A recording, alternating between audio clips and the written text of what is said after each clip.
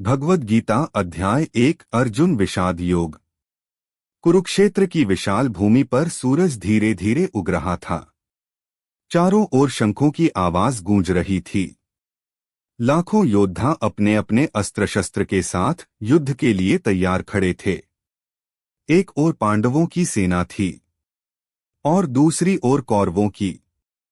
इन सबके बीच खड़े थे महान धनुर्धर अर्जुना, जिनके रथ को चला रहे थे स्वयं कृष्ण।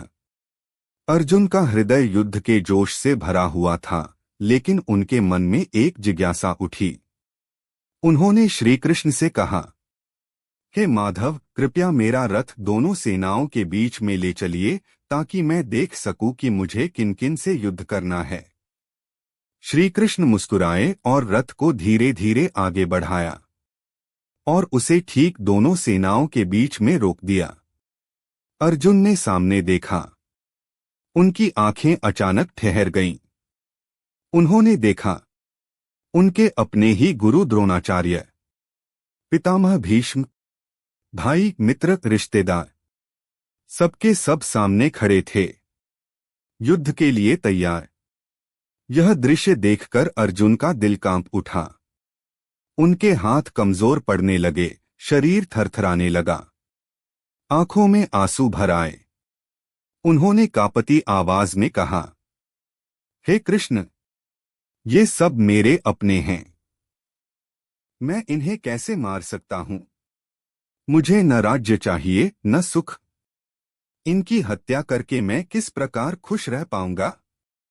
उनका प्रसिद्ध गांडीव धनुष हाथ से छूट गया।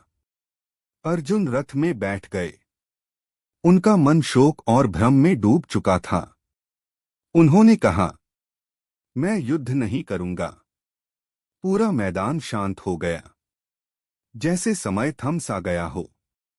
और तभी श्री कृष्ण ने अर्जुन की ओर देखा।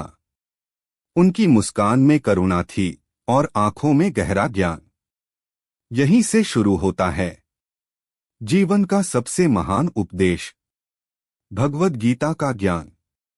इस कहानी का सार सीख: जब इंसान अपने कर्तव्य और रिश्तों के बीच फंस जाता है तो उसका मन डगमगा जाता है। अर्जुन का दुख हम सबकी जिंदगी की उलझनों को दर्शाता है।